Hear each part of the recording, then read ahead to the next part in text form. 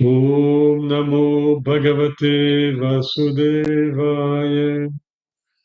Om Namo Bhagavate Vasudevaya.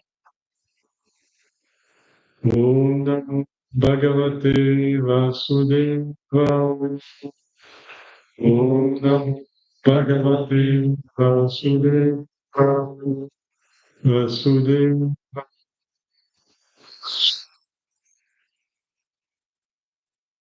Allez, à tous.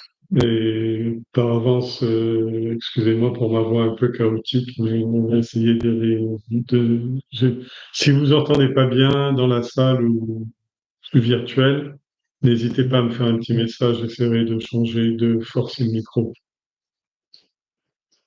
Alors aujourd'hui, on va étudier une histoire un peu dure, l'histoire de Hadjamila.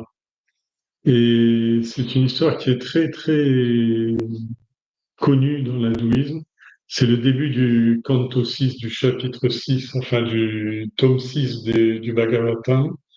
Et c'est une histoire vous savez que dans le Bhagavatam, les récits du Bhagavatam, c'est soit des récits, c'est-à-dire des histoires, soit des légendes.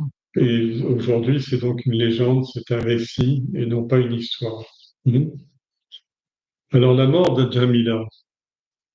L'homme est accaparé par les objets du monde, par les plaisirs du monde et par la quête de bonheur dans le monde, à un point tel que son esprit est obscurci par une profonde ignorance de la réalité de sa véritable nature. Pour lui, le cycle immuable des naissances et des morts existera toujours et ne peut pas être mis en question.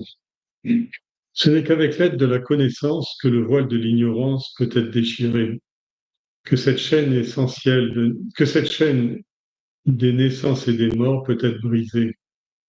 Pour ce faire, la discipline est essentielle.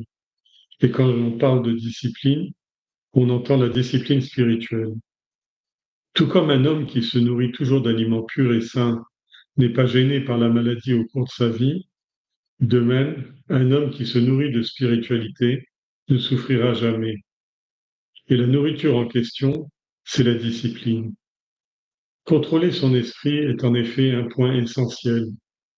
La concentration morale sur le Brahman, le retrait des sens des objets sensoriels, la conquête du mental au cours de ses escapades dans le bourbier des sens, le renoncement à soi, le fait de dire la vérité à tout moment, la propreté intérieure, la propreté extérieure, la compassion envers tous les êtres vivants, le fait d'avoir en horreur le vol et le fait d'éviter de tirer profit et de recevoir des cadeaux des autres, tout cela contribue à détruire l'ignorance dans l'esprit.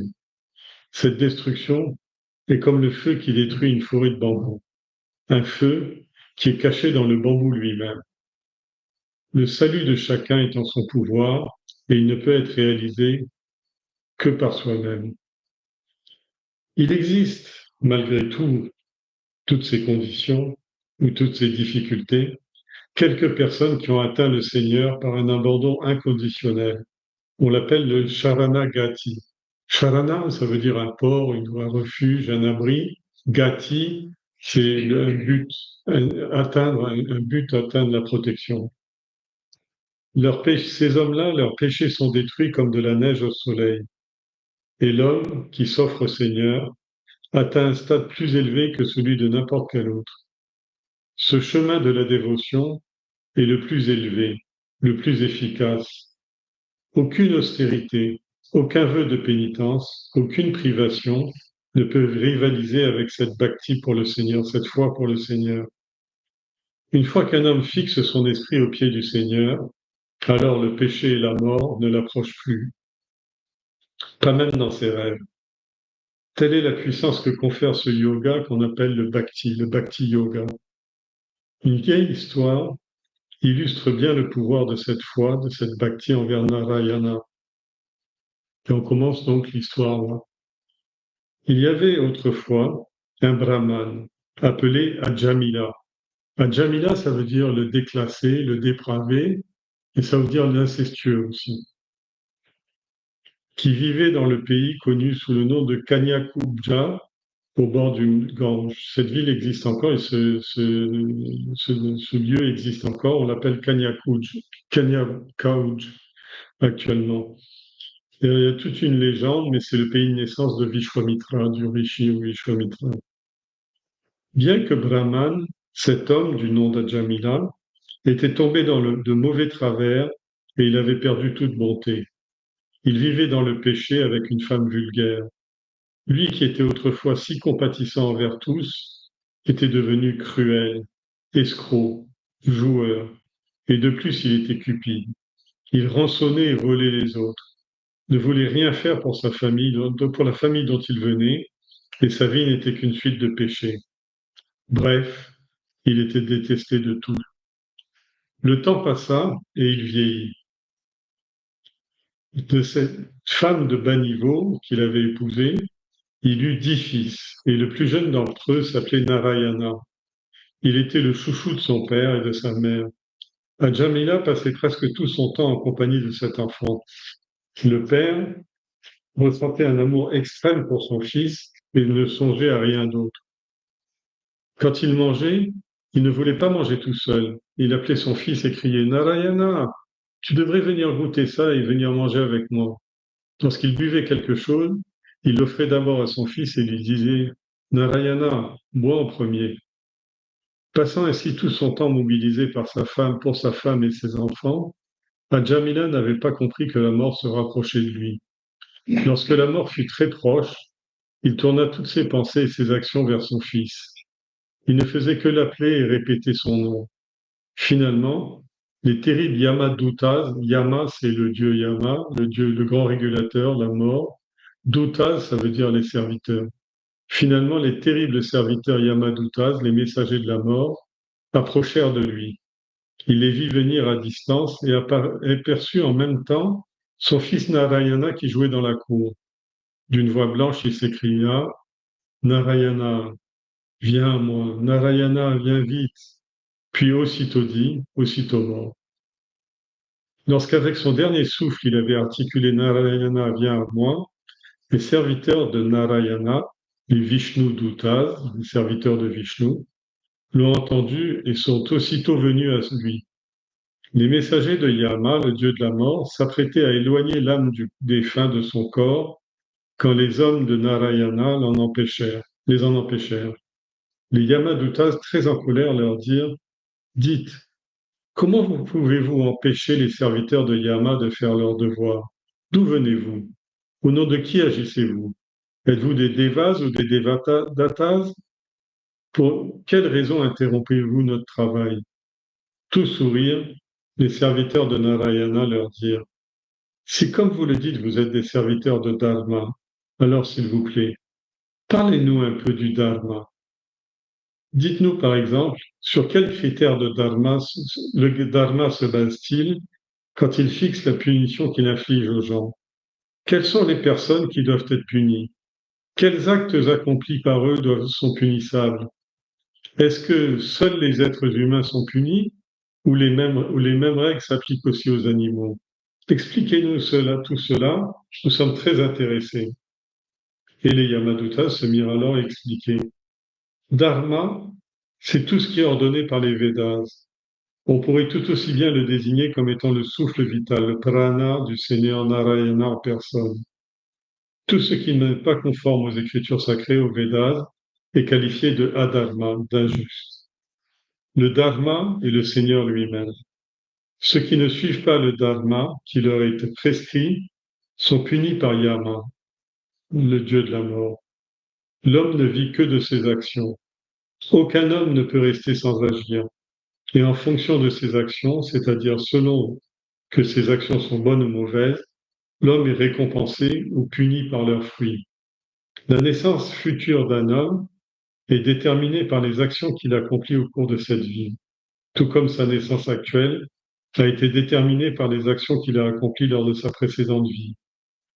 Même si on est au printemps, ce moment n'est que la continuation de toute une série de printemps qui ont déjà eu lieu.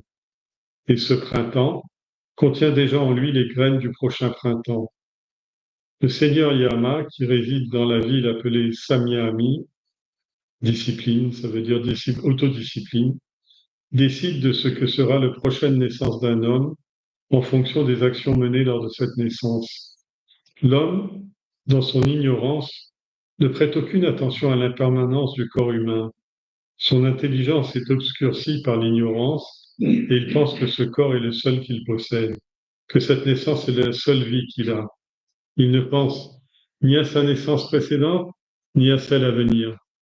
Un homme qui fait un rêve ne se souvient pas de son corps à l'état de veille. Il ne se souvient pas non plus des corps qu'il a déjà eus pendant qu'il faisait d'autres rêves. Tel un ver à soie qui s'est embobiné avec un fil de soie de sa propre fabrication, matérielle, instrumentale et efficiente, l'homme recouvre son soi, son Atman, par les résultats de ses actions et se fait l'illusion qu'il en est prisonnier. Il ne pourra jamais s'en sortir tant qu'il ne se rendra pas compte que se libérer est entièrement en son pouvoir et qu'il est le seul à posséder ce pouvoir. Nous allons ensuite vous parler du cas d'Ajamila. C'était autrefois un homme un très bon brahman, un brahman vertueux. Il était instruit, il se comportait bien et il marchait droit sur le chemin de la droiture. Une fois, alors qu'il était allé dans la forêt pour ramasser du bois sec, de l'herbe de coucha et des fleurs et des fruits que son père utilisait pour le culte du Seigneur, Hadja Amila vit un homme ivre faire l'amour à une prostituée de basse condition. Cette scène fit penser à Hadja Amila au plaisir du corps, d'essence, à l'ivresse de la satiété qu'on pouvait en tirer. Il voulait avoir cette femme et ressentir le frisson du plaisir qu'il lisait sur le visage de l'homme qui était avec elle. Hadjamila a fait de son mieux pour utiliser son intelligence et pour faire appel à sa maîtrise de soi, mais tout cela ne lui a servi à rien. Il était devenu la proie de la faim dévorante de la chair. Cela n'était qu'une question de minutes avant qu'il n'oublie tout son savoir qu'il avait acquis et ne perde le mérite de toute la discipline qu'il avait endurée. Il s'est irrémédiablement égaré et éloigné du chemin de Dharma. Il s'est fait l'esclave de cette servante prostituée qu'il voulait tout à lui et s'est complètement perdu. Il dut voler, escroquer, rançonner des gens pour satisfaire son avarice et il se mit aussi à jouer. Bref, tous les péchés étaient devenus pour lui la norme, étaient devenus la norme pour lui. Il a abandonné son père, délaissé toute sa famille et sa première femme pour vivre dans le péché avec cette femme. C'était un adharmi. Il méritait donc d'être puni. Les hommes de Narayana, qui avaient attentivement écouté les paroles des Yamakinkaras, des serviteurs de Yama, répondirent: Tout ce que vous dites de cet homme est vrai. Il ne fait aucun doute que c'est un pécheur, qu'il était un pécheur. Mais, au moment où sa vie était sur le point de quitter son corps, il a crié: Narayana, viens ici. Et cela l'a sauvé de vos mains. Lorsque son nom est invoqué avec sincérité, le Seigneur n'abandonne jamais celui qui l'appelle.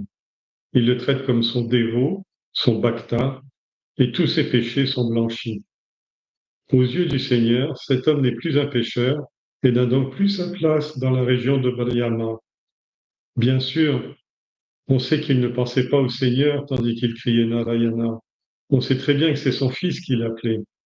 Mais la puissance du nom de Seigneur est telle qu'elle protège tout le monde, même ceux qui ont prononcé son nom par inadvertance. Tout comme, tout comme, même s'il est pris par erreur, un puissant médicament est très efficace et il guérit quand même le malade qu'il a avalé. De même, à Jamila, parce qu'il avait dit Narayana vient à moi, a été sauvé du châtiment infligé par Yama. Un homme peut avoir été un voleur, un ivrogne, avoir trahi son ami, avoir convoité la femme de son gourou, avoir tué un brahman ou un roi, ou une femme, ou son père, ou une vache. Et même si un homme qui a commis des péchés encore pires venait à exister, le seul fait de prononcer le nom du Seigneur va le sauver des conséquences des péchés qu'il a commis. Si un homme appelle son enfant alors que c'est le nom du Seigneur, s'il prononce le nom du Seigneur en plaisantant, si ce nom figure dans une chanson qu'il fredonne pour le plaisir de chanter, même s'il prononce ce nom dans le but de dénigrer l'existence du Seigneur, eh bien dans toutes ces circonstances aussi, Le fait même qu'il ait prononcé son nom suffit à rendre le Seigneur compatissant et à l'inciter à sauver cet homme. Si cet homme subit d'un coup un accident soudain, comme une chute dans un escalier, qu'il est piqué par un serpent, qu'il fait un malaise, eh bien, si par pur réflexe ou par habitude de son subconscient, il appelle le nom du Seigneur, il est sauvé. Les grands rishis ont prescrit toutes sortes d'expiations pour plusieurs types de fautes et de péchés. Chaque péché doit être expié de façon particulière. Et même après avoir été expié, rien ne garantit que l'homme ne va pas répéter son acte coupable. Ces rites sont des sortes de remèdes temporaires. Ils ne vont pas au fond du problème et ne détruisent pas le péché dans le cœur de l'homme. En revanche, l'abandon de sa volonté au pied du Seigneur détruit tous les péchés d'un coup. Il tue la racine même du péché. Donc voilà l'histoire. Elle est assez étonnante, assez brutale aussi au niveau de la façon dont on commet les péchés et le péché et la façon dont on se sauve est tout à fait hors de mesure avec le raisonnement classique de la logique humaine. Alors, il commence son histoire par je vous rappelle que c'est Shuka qui parle au roi Parikshit, c'est-à-dire c'est le jeune ascète qui parle au roi qui a été piqué par le serpent et qui va mourir bientôt. Il dit, on reprend, l'homme est accaparé par les objets du monde, les plaisirs du monde, la quête de bonheur dans le monde. C'est le problème fondamental de l'homme. C'est-à-dire qu'il croit que ce monde est c'est un peu comme la chasse aux œufs de Pâques, si vous voulez. C'est-à-dire que est plein de bonheur caché et qu'il suffit de faire des efforts, de faire des efforts bons ou mauvais, ou des pratiques quelconques, etc., pour atteindre le bonheur. Et alors, ça rappelle l'histoire de ce chien qui mord un os en plastique. Et alors, il mâche l'os en plastique, et au bout d'un moment, il y a un bon goût de sang et de viande et tout ça qui arrive à ses canines. Et en fait, il se rend pas compte que c'est des morceaux de plastique qui ont coupé ses gencives et il boit son propre sang.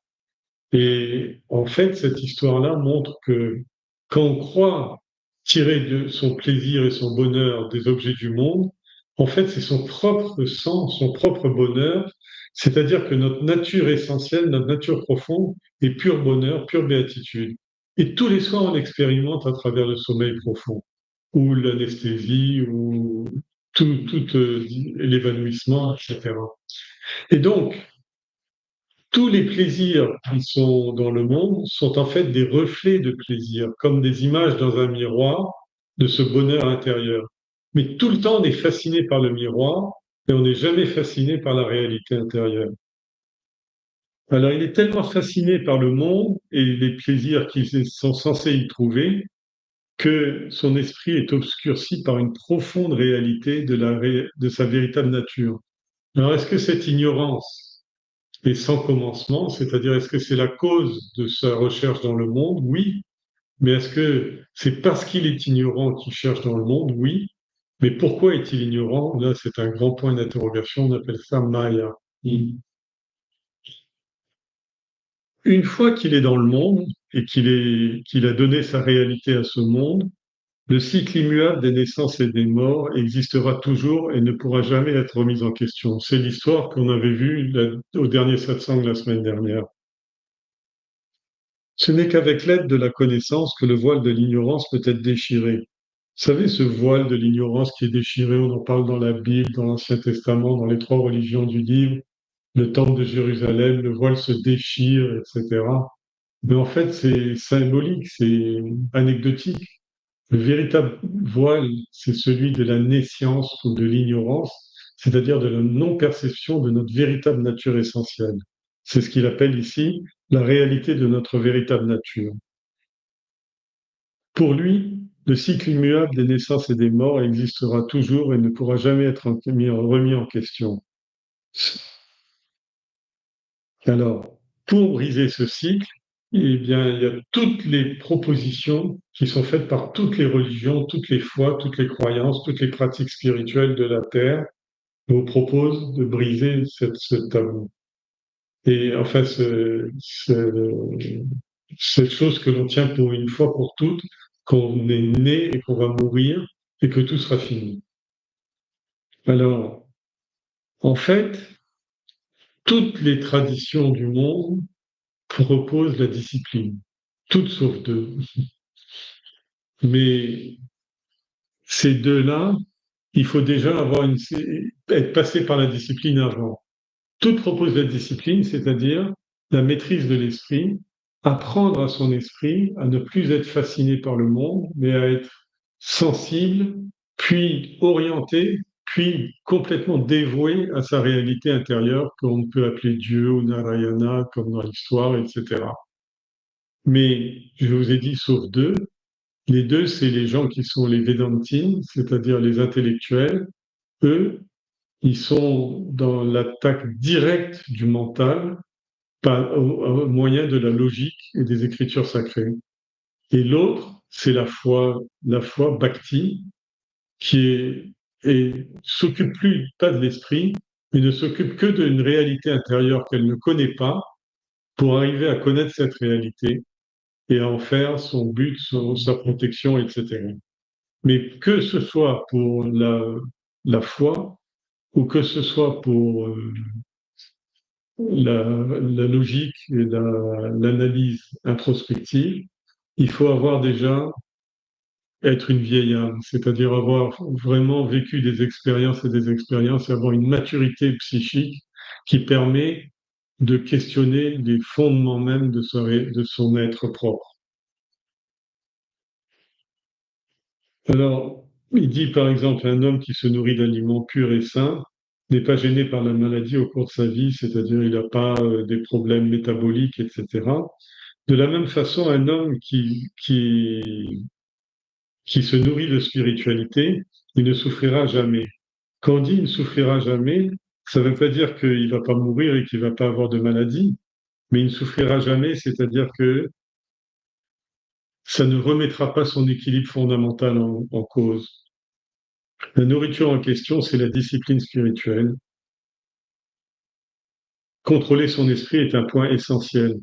La concentration mentale sur le Brahman, dans la concentration dhyana, on avait vu tout ça, hein, c'est-à-dire les 9 méthodes par rapport aux 6 ennemis, etc.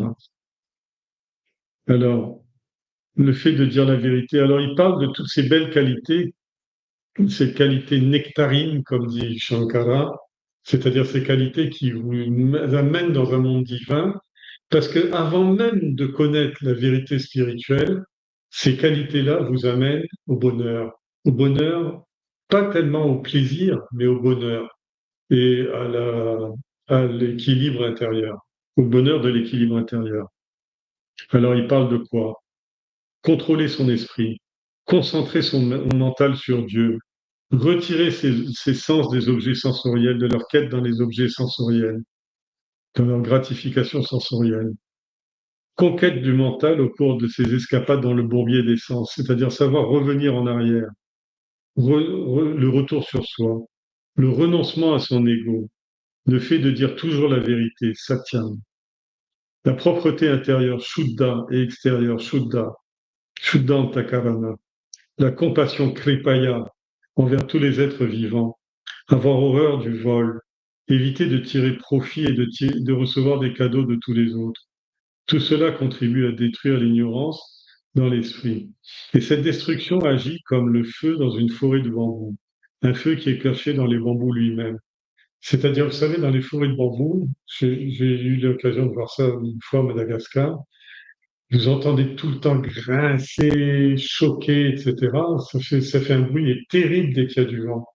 Et quand vous venez de nuit, le spectacle est encore plus terrible parce que vous voyez des étincelles partout, des chocs des bambous. Et parfois, le feu prend et ça fait un incendie. Ce qu'il dit, c'est cette déflagration dans l'esprit, elle est provoquée de la même façon que cette forêt de bambous. C'est-à-dire le choc des idées, le choc, c'est la même idée du barattage, si vous voulez, du lait ou de la vanille qui sert à allumer le feu. C'est le frottement des idées, le frottement de la discipline contre l'indiscipline, le frottement de la volonté d'évolution contre la paresse, le frottement de la pureté et de la noblesse contre les idées vulgaires et malsaines. Tout ce frottement-là, au bout d'un moment, va provoquer une étincelle et cette étincelle va mettre le feu aux poudres, c'est-à-dire va réduire tout le fatras des choses inutiles, etc. Et comme on dit, Satyam eva jayate. La vérité finit toujours par triompher. On croit que ça se passe dans le monde, etc. Non, c'est à l'intérieur de l'esprit de l'individu. Mais ce satyam, là, c'est-à-dire cette vérité conquérante, elle n'appartient pas à l'homme. C'est pas l'homme qui la provoque. Mais à force de s'y confronter, de s'y frotter, qui s'y frotte s'y pique. Il se fait avoir il se fait absorber là-dedans. Il existe des personnes, malgré tout, c'est la masse ignare, etc. Il existe quelques personnes qui ont atteint le Seigneur par un abandon inconditionnel que l'on appelle Sharanagati, je vous ai déjà expliqué. Leurs péchés sont détruits comme de la neige au soleil, c'est-à-dire, vous voyez, c'est l'exposition aux Écritures sacrées, au message des Écritures sacrées, qui agit comme le soleil sur la neige du glacial de sa vie intérieure. Ce chemin de la dévotion est le plus élevé, le plus efficace. Aucune austérité, aucun vœu de pénitence, aucune privation ne peut rivaliser avec cette bhakti pour le Seigneur. C'est vrai, parce que il n'y a besoin d'aucune qualité particulière pour ça. La seule chose, c'est le courage, la franchise, la droiture, l'honnêteté intellectuelle. Vous allez me dire que ça fait beaucoup de conditions, mais le simple fait de l'exposition au message et à la visualisation de Dieu tel qu'il est exprimé dans les Écritures sacrées suffit à faire avancer. Une fois qu'un homme fixe son esprit sur les pieds du Seigneur, alors le péché et la mort ne s'approcheront plus. Qu'est-ce qu'il faut comprendre? Le péché, c'est pas les péchés qu'on commet à l'extérieur, etc. Le péché fondamental, c'est l'ignorance. Et la mort, c'est la transmigration. C'est-à-dire que vous ne pouvez pas empêcher votre corps, parce que vous n'êtes pas votre corps, mais votre corps est apparu, donc il doit disparaître. Votre corps est accru, donc il doit décroître. Votre corps a atteint le maximum de son potentiel, donc il doit revenir au point zéro. C'est parce que le corps est un objet et tous les objets sont des vagues, comme les vagues de plantes on avait vu. On peut raser tout le champ de plantes, mais les graines qui sont dans le sol vont germer. Une autre génération de plantes va venir qui sera fauchée elle aussi.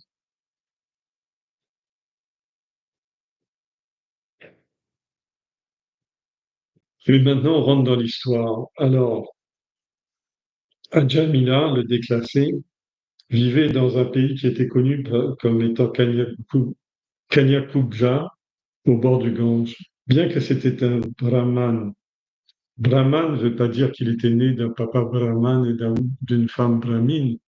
Non. Brahman veut dire qu'il avait toutes les qualités qu'il fallait que l'on pratique, qui sont les qualités de, comment dire ça? Les qualités humaines, les qualités de noblesse humaine, c'est-à-dire l'authenticité, vérité, droiture, etc. Alors, quand on dit de quelqu'un que c'est un brahman, c'est-à-dire qu'il connaît, qu'il a maîtrisé toutes les qualités sattviques. Je ne vois plus pardon, l'écran avait disparu. Alors, toutes les qualités sattviques. Et alors, il vivait dans un pays, oui, brahman, mais il était tombé dans de mauvais travers et avait perdu toute bonté. Il vivait dans le péché avec une femme vulgaire. Lui, qui était autrefois si compatissant envers tous, est devenu cruel, escroc, joueur et il était cupide. Il rançonnait et volait les autres, ne voulait rien faire pour la famille dont il était issu, et sa vie n'était qu'une suite de péchés. Bref, il était détesté de tous. C'est-à-dire qu'au vu avec les yeux des hommes, cet homme était irrécupérable. Dans toutes les religions, dans toutes les histoires religieuses, on parle de ces gens par exemple de Saint Paul qui persécutait les chrétiens et qui était aveuglé par la lumière du soleil, qui est tombé de son cheval, etc., etc. Bref, toute l'histoire, vous connaissez probablement, mais elle est, elle veut dire par là que aux yeux des hommes, c'était un tortionnaire et un tyran, mais aux yeux de Dieu, il y avait quelque chose à racheter dedans, c'est-à-dire que, et chez le pire des pécheurs, chez le plus grand des saints, il a commencé par être pécheur, et chez le pire des pécheurs, il y a toujours un fond de vérité, un fond authentique. Si jamais, comme je vous ai dit, l'étincelle se produit, la déflagration se produit, à ce moment-là, tout est remis en place. Il vieillissait, il a eu 10 fils. Quels sont ces 10 fils? Les 5 sens de perception, c'est les 5 organes d'action. Narayana était le chouchou, et Jamila passait presque tout son temps. Alors, le grand péché des gens matérialistes, c'est qu'ils croient que la mort n'arrivera jamais. Ils se pensent immortels. C'est-à-dire que, ou alors ils se disent mortels, mais ils se comportent de façon immortelle. C'est les personnes qui ont une notion religieuse, déjà, ils commencent déjà à comprendre qu'il y a une réalité qui les dépasse. Les gens qui ont une formation spirituelle, alors là, c'est complètement différent. Tout change, c'est-à-dire qu'ils voient le monde par son plan, par sa cohérence, par sa logique, etc. Et ils peuvent plus discuter, comme disait Shankara, il n'est même pas discuté c'était dans Bhaja Govinda, cherche Govinda, cherche Narayana. Et il dit dedans, pour celui qui a étudié ne serait-ce qu'un peu la guitare, il ne peut pas être question de discuter même une seule seconde avec le dieu de la mort, avec Yama, le dieu de la mort. Ce verset-là est totalement approprié à cette histoire. Alors, pendant tout le temps où il était, pourquoi est-ce qu'il se croit immortel? Parce qu'ils sont complètement mobilisés avec le devenir, avec l'apparence, avec le monde apparent, avec la famille, avec la richesse, avec les habitudes, avec le métier, etc. C'est bien, il faut mettre beaucoup d'énergie dedans. Et si on peut mettre beaucoup d'énergie en sachant que tout ça n'existe pas, c'est exactement comme le voyageur dans le désert, le vieux bédouin dans le désert, lui, il voit la beauté du mirage, mais il sait que c'est un mirage. Il va pas se faire avoir. Mais le jeune qui vient d'arriver dans le désert pour la première fois, il voit un mirage, il crève de soif, il court, il va à sa perte, il va mourir de soif à courir après son mirage. Alors, il ne pensait qu'à son fils et à ses autres enfants et à sa femme, bien sûr, puisque c'était les objets de ses désirs. Mais il avait une préférence pour son dernier fils et son chouchou, comme on dit dans l'histoire. Il était tellement préoccupé avec tout ça qu'il ne voyait pas que la mort se rapprochait. Lorsque la mort fut très proche, il tourna ses pensées, ses actions, toutes ses actions et ses pensées vers son fils. Il ne faisait que l'appeler, répéter son nom. Finalement, les terribles Yamadutas, c'est-à-dire les Yamadutas, j'ai fait une note là-dessus, dans les autres religions, on appelle ça les psychopons. C'est-à-dire, dans toutes les traductions, il y a ces devas, ces anges de la mort, Anubis chez les Égyptiens, le chien de l'enfer, je sais plus, le chien de l'enfer, etc. Au moment de la mort, Yama est représenté, c'est-à-dire Yama, on ne le voit pas. Parce qu'il est le dieu de l'ordre cosmique. C'est celui qui fait la destruction constructive. Il fait place nette pour. C'est lui qui fait place nette. Mais il envoie au niveau de chaque individu ce qu'on appelle les Yamadutas, les messagers de Dieu, les serviteurs de Dieu de la mort, qui sont, j'ai dit, tantôt des messagers, des représentants, des lieutenants, des serviteurs ou des compagnons. Ce sont des personnages extrêmement terribles avec des visages grimaçants d'ironie et qui tiennent des lassos et des nœuds coulants dans les mains. Ils viennent arracher l'âme du défunt au corps physique pour le conduire vers son destin. ils ont pour nom, les deux plus grands lieutenants, c'est Chitragupta et Kala. Kala veut dire le temps qui s'insinue dans le corps, et Chitragupta, c'est celui qui comptabilise toutes nos actions. C'est le scribe qui écrit toutes nos actions, comme dans le Nouveau Testament, etc. On parle de la mort, etc. On pèse l'anubis qui pèse sur une balance le pour et le contre, etc. Mais alors, c'est pas que ils donnent la rétribution, mais pourquoi ils font ça? Ces gens, ces dieux de la mort, n'ont aucun message à délivrer aux défunts. C'est purement mécanique, c'est-à-dire que il faut comprendre ce qu'ils transmigrent. Ce qu'ils transmigrent, c'est l'âme, ce qu'on appelle l'âme, en fait, c'est le corps causal avec sa dose de mérite, de punyam et de papa. C'est-à-dire, c'est le corps causal qui transmigre, et ce corps causal est fortement attaché au corps physique et au corps subtil. Et donc, la mort, c'est l'arrachement dont on parle, c'est le départ des fonctions vitales, et en même temps, pour finir avec uniquement l'âme, c'est-à-dire le corps causal, le karana, antakarana. Alors, ils ont pour nom Kala et Chitragupta, et parfois ils sont remplacés par Kinara et Kali, le dieu du clivage, de la division. Ils ne jugent pas l'individu, mais ils agissent en rétributeur de ses actions, c'est-à-dire qu'ils s'occupent vraiment, ils se mettent au niveau de l'individu, du jiva, et ils aident le jiva à poursuivre sa transmigration. C'est pour ça que quand on parle de sauver, de sauvetage dans l'hindouisme, le but de l'hindouisme, c'est le sauvetage, c'est-à-dire moksha, c'est-à-dire la délivrance des affres de la mort. Dans le Rig Veda, le Yamaduta, ce qui est au singulier, est composé de deux chiens. Ce sont les messagers. Ces deux chiens sont le messager à eux deux, le messager de Yama. Dans, dans les autres religions, on les appelle souvent les psychopompes, et parfois ils prennent, par exemple chez les bouddhistes, la forme de nuées d'oiseaux ou d'animaux noctambules, des chouettes, etc. Dans beaucoup d'autres traditions, des chiens, des chouettes, des loups, et tout ça. Tout ça pourquoi?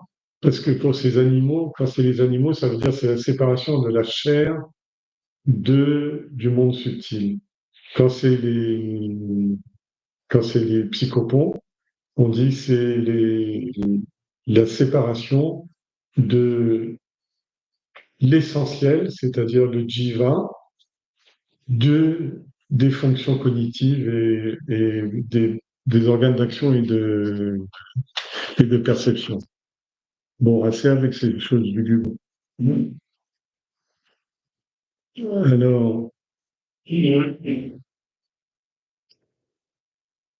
oui,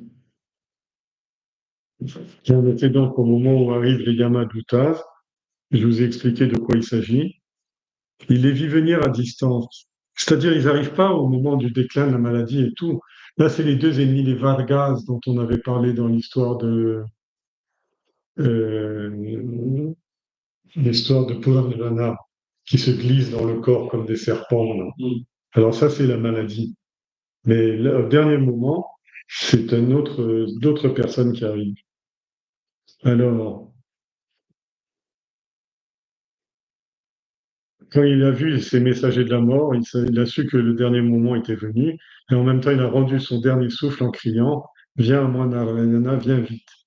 Lorsqu'avec ce dernier souffle, il avait dit ça, les serviteurs de Narayana, c'est-à-dire que tout comme il y a les serviteurs de Yama, le dieu de la mort, qui est un aspect de Shiva, alors il y a les serviteurs de Vishnu, qui eux sont en fait en permanence de la souffle et la présence vitale dans l'individu.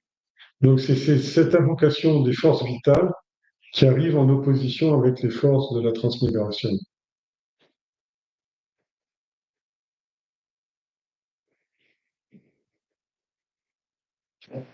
Alors, ils ont empêché les serviteurs de Yama de faire leur travail.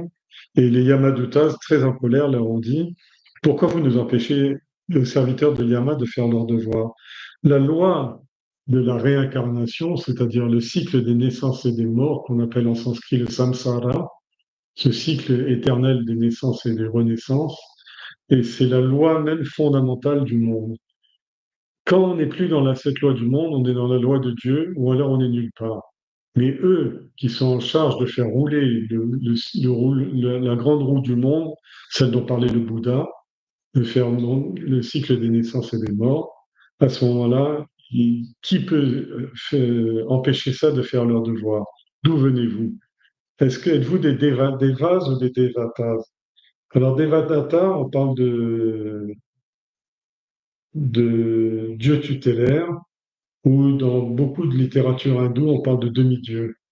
Mais en fait, si c'est un demi-dieu, l'autre moitié, c'est quoi? Alors, en fait, c'est pour ça que j'utilise jamais ce terme. Alors, les dieux tutélaires, c'est-à-dire c'est les aspects divins qui, au niveau individuel, font respirer, bouger, digérer, penser, etc. Alors, c'est les dieux tutélaires des fonctions vitales de l'individu, des pranas. Alors, il leur demande, est-ce que vous êtes des devas, des dieux, ou est-ce que vous êtes des fonctions divines? Pour quelle raison interrompez-vous le travail du Seigneur de la mort? Tout sourire, les serviteurs, ils peuvent que sourire parce que c'est Vishnu. Donc, tout sourire, il leur est de dire, si comme vous le dites, vous êtes des serviteurs de la loi cosmique, alors s'il vous plaît, parlez-nous un peu du Dharma, de cette loi éternelle. Dites-nous par exemple, sur quoi est-ce que le Dharma se base pour infliger une punition aux gens? Quelles sont les personnes qui doivent être punies? Quels sont les actes qu'ils ont faits qui sont punissables? Est-ce que seuls les êtres humains sont punis ou est-ce que ça s'applique aussi aux animaux? Expliquez-nous tout cela, nous sommes très intéressés. Vous savez pourquoi il parle de ça?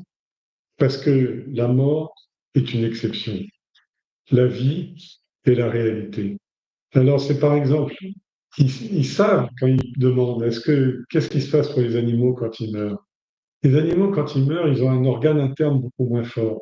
Donc il n'y a pas cette histoire de jugement, ce qui n'est pas un jugement, mais cette histoire d'évaluation qui fait poursuivre l'individu dans sa réalité intérieure. Ils sont recyclés, je dirais, naturellement, avec un très faible temps de passage d'une naissance à l'autre. Alors, les Yamadutas expliquent alors, Dharma, c'est tout ce qui était ordonné par les écritures sacrées.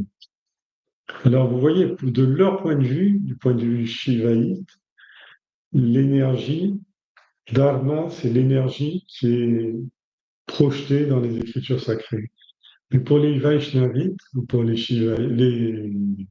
Vishnu, les adorateurs de Vishnu, pour eux, c'est la conscience et la vie qui est uniquement présente tout le temps et qui sous-tend toute l'activité. Ils ne connaissent que la vie. Mais les autres, ils connaissent, Dharma est le maître du cycle.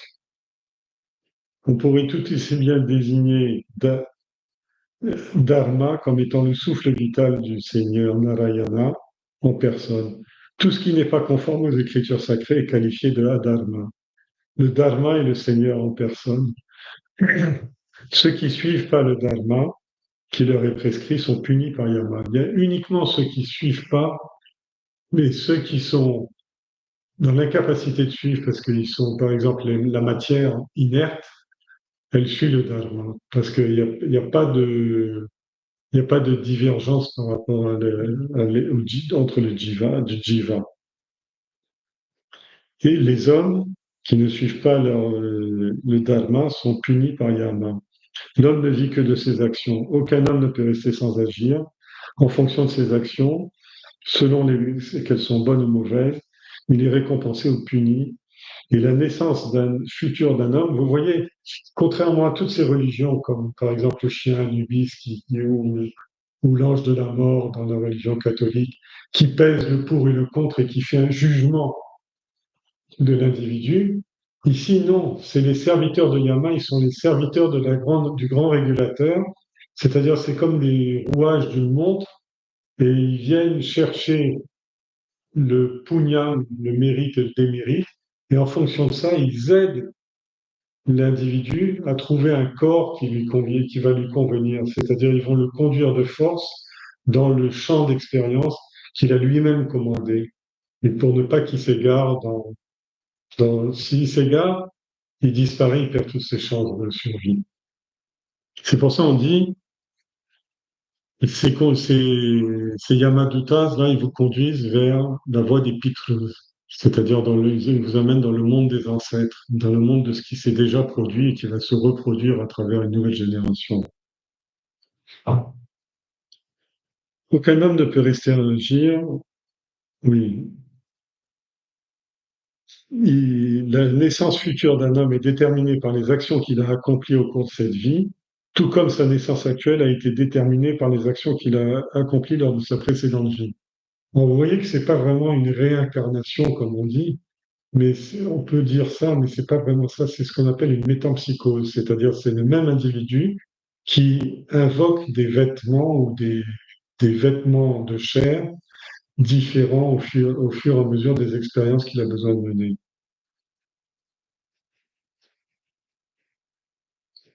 Même par exemple, si on est au printemps, c'est ambigu là, il parle au printemps de la vie ou au printemps de la saison. Le moment n'est qu'une continuation de tous les autres printemps qui ont déjà eu lieu. Et ce printemps contient en lui les graines de, du prochain printemps. Mais Yama, lui, il est loin de tout ça. Il est dans une ville qui s'appelle Samyami. Samyami, ça veut dire l'autodiscipline, ça veut dire le contrôle de soi, ça veut dire l'autonomie intérieure. Yama n'a plus rien à faire avec cette histoire-là. C'est pour ça que Yama n'est pas au moment du jugement. Il n'y a pas de jugement, mais Yama, il est le moteur de la création. Il fait place nette. Et il n'a rien à voir parce que du point de vue macrocosmique, tout est parfait. Il n'y a pas d'erreur. Alors, il habite dans une ville qui s'appelle Samyami. Samyama veut dire la discipline, etc. Mais en même temps, ça vient de Sama. Sama, ça veut dire l'équanimité, l'égalité d'humeur, l'égalité de, l'égalité de la pensée totalement prévisible, totalement orientée, totalement homogène. L'homme, dans son ignorance, quand il est ignorant, quand il est encore ignorant, ne prête aucune attention à l'impermanence du corps humain. Son intelligence est obscurcie, il pense que son corps est le seul qu'il possède. Mais déjà, pourtant, on ne peut pas dire qu'on possède un seul corps. Tout à l'heure, peut-être que vous allez commencer un rêve et vous allez devenir comme Lao Tzu, un papillon ou une hôtesse de l'air ou je ne sais pas quoi. C'est-à-dire que vous aurez un autre corps et vous aurez oublié ce corps-là de cette salle aujourd'hui. Qui ne pense ni à la naissance précédente, ni à celle à venir, ni les autres formes de vie qui mènent, par exemple, dans le rêve. Un homme, s'il le dit, un homme qui fait un rêve ne se souvient pas de son corps à l'état d'éveil. Il ne se souvient pas non plus du corps qu'il avait eu pendant qu'il faisait ses autres rêves. Tel un ver à soie qui s'est embobiné dans son action, il ne pourra jamais s'en sortir tant qu'il ne se rendra pas compte que ça ne dépend que de lui de s'en sortir. Alors, là, je vous ai fait un renvoi, mais je ne devrais pas avoir suffisamment de temps peut-être pour vous. Je vous ai fait un renvoi numéro 3. C'est la chaîne de karma. De quoi se propose karma? La nature de la relation de cause à effet dans le Vedanta. C'est-à-dire que, par exemple, pourquoi la nature de cause à effet? C'est quelle est la cause de notre corps et quel est l'effet de notre corps? Et quel est notre corps? De la même façon, alors, pour qu'il y ait une relation de cause à effet, je vous renvoie sur Tattva Bodha, pour convertir une cause à effet, trois propriétés doivent être présentes. Il faut d'abord une matière première. l'exemple du pot, c'est l'argile. Il faut une matière première inerte qu'on appelle la cause matérielle ou substantielle. Et la deuxième chose, il faut un instrument pour mettre en forme la matière première, le tour du potier, qu'on appelle une cause instrumentale. Troisièmement, il faut une intelligence qui convertit la matière première en son produit fini, c'est-à-dire l'idée qu'a le potier quand il réalise la manifestation de l'argile du pot, et on appelle la cause efficiente. Prenons beaucoup de choses, comme on dit, c'est Pascal avait touché, le philosophe Pascal avait touché, ou Descartes, pardon, avait touché ça quand il disait rien ne se perd, rien ne se crée, tout se transforme. C'est-à-dire que, par exemple, pour avoir du beurre, il vous faut du lait, il vous faut une machine pour faire tourner la crème du lait, décanter la crème du lait, etc. Et il vous faut un laitier qui sait comment s'y prendre. C'est-à-dire que le laitier, c'est la connaissance, c'est le côté le plus subtil. L'outil, c'est l'engin, l'outil, etc. C'est une matière qui est déjà orientée, qui va prendre la matière brute, le lait, pour la transformer en quelque chose d'utile. Et de la même façon, Dieu a créé le monde de cette façon-là. Mais alors, d'où a-t-il tiré la matière? La matière inerte, c'est lui-même. L'outil qui va forger cette matière inerte, c'est lui-même. Et la conscience qui perdure pendant tout le processus, c'est encore lui-même. C'est pour ça que cette vérité-là, on ne pourra pas l'approcher plus. Je vous indique juste cette chose-là dans ce texte. Mais vous savez, Mundaka Upanishad vous donne une autre forme, compare Dieu avec une araignée.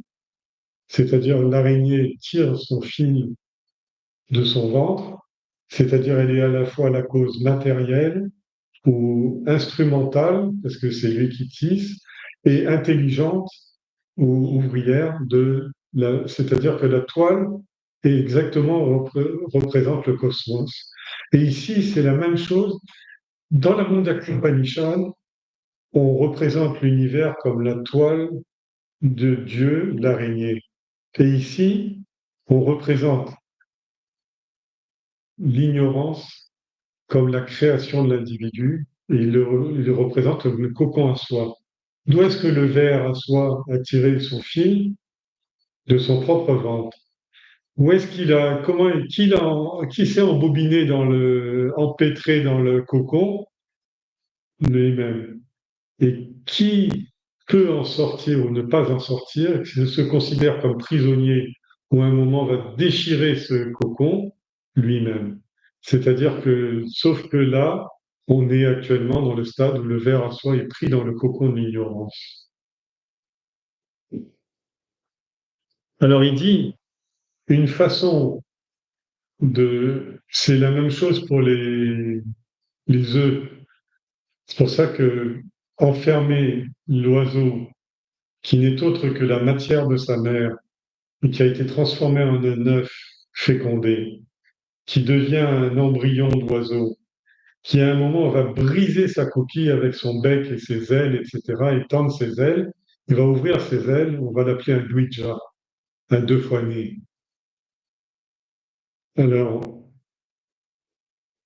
toutes ces symboles-là sont les questions des enchaînements de cause à effet qu'on appelle karma, qui est la loi de l'univers, qui vaut aussi bien pour le créateur, pas pour l'absolu, hein, mais pour le créateur, Brahma, qui vaut pour l'individu et le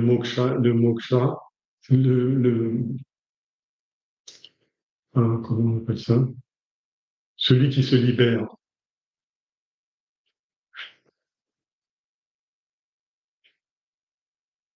Alors, une fois que vous avez bien compris ça,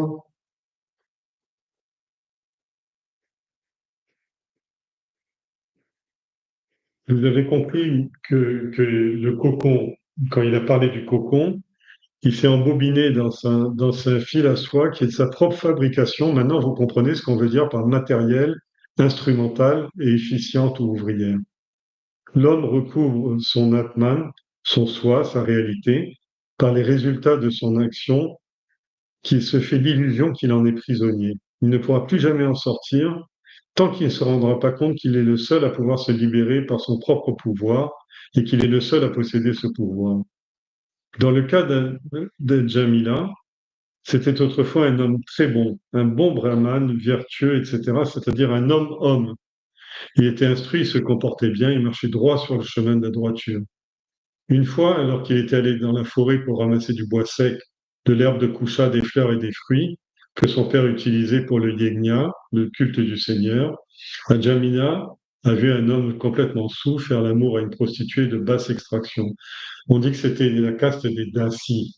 Dassis, c'est les serviteurs qui ne servent pas, comme par exemple dans une boutique ou un magasin ou un hôpital ou une école ou je ne sais pas quoi, mais qui servent les besoins des autres, c'est-à-dire qui lavent le linge, qui préparent la nourriture, etc. Alors on dit c'est à la fois le métier le plus noble parce que c'est s'occuper des gens, en même temps la plus basse des castes parce que on ne s'adresse pas du tout à la matière intellectuelle de la personne qu'on sert, mais on sert uniquement purement son corps physique. Et elle, non seulement elle était ainsi, mais en plus elle n'était pas propre et elle était une prostituée, c'est-à-dire elle faisait le métier d'enfoncer les gens dans la luxure. Mais lui, quand il voit ça, il le dit, il y a que quelques minutes, Jamila a fait de son mieux pour utiliser son intelligence et faire appel à la maîtrise de soi. Mais tout cela ne lui servait à rien. Il était devenu la proie de la faim dévorante de la chair, et ce n'était qu'une question de minutes avant qu'il n'oublie tout le savoir qu'il avait acquis et ne perde tous les mérites de toute sa discipline qu'il avait endurée. Vous vous rappelez les 6 ennemis dont on avait parlé la dernière fois? L'oba, Kroba, le désir, la colère, la division, la gourmandise, la concupiscence, etc. Tout était lié. C'est-à-dire qu'en fait, on parle de 6 qualités, 6 portes de l'enfer ou 6 gueules de l'enfer, il n'y en a qu'une. C'est-à-dire que quand on ne contrôle pas son esprit, si on perd on passe une des portes de l'enfer, on est en enfer. C'est-à-dire, quand je dis une, c'est bien 6 portes, mais qui conduisent au même enfer. L'enfer, c'est l'enfermement. C'est-à-dire, c'est le cocon, tout de suite, la toile est tissée.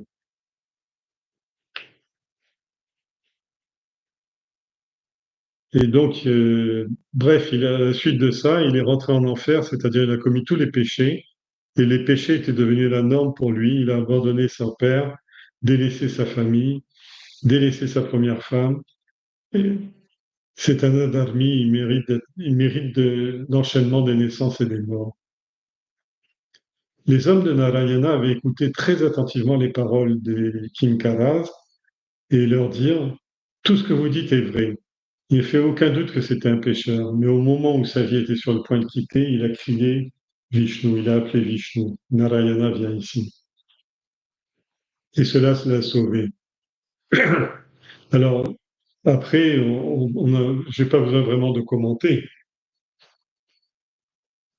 Quand le poussin est dans l'œuf, quand le papillon est enfermé dans son cocon, il y a un effort à faire. Cet effort, c'est briser la fatalité du destin. Beaucoup d'œufs, l'oisillon meurt dans l'œuf parce qu'il n'arrive pas à briser la coquille. Beaucoup de cocons de verre à soie n'arrivent pas à briser l'enchevêtrement des fils de soie. Mais quand même, il y a cet espoir et cette représentation-là est valable. C'est-à-dire que quand il fait cet effort d'étendre, expand your mind, c'est-à-dire que son esprit grandisse, prenne plus de volume, c'est-à-dire prenne le volume du Seigneur, si possible, prenne le volume de l'absolu. C'est-à-dire que à ce moment-là, s'il arrive à oublier sa condition égocentrique, son identification pure et brutale avec son corps, à ce moment-là, il est sauvé. C'est ça le sauvetage dont on parle. Toute l'histoire est tournée autour de ça. Un homme peut avoir été un voleur, un ivrogne, avoir trahi son ami, avoir toute une série de péchés dont il a parlé. Le seul fait de prononcer le nom du Seigneur. Alors on va voir. il y a il y a une deuxième partie à cette histoire où il va expliquer ce dont il s'agit de prononcer le nom du Seigneur. Parce qu'en fait, il faut prononcer le nom du Seigneur, mais que le mental soit orienté. Là, il ne parle pas encore à ce truc-là. Mais s'il a pris l'habitude de prononcer le nom du Seigneur en se moquant de lui dans des chansons, parce qu'il appelait son enfant d'un nom divin, etc., dans toutes ces circonstances, le fait même qu'il prononce son nom incite à sauver cet homme.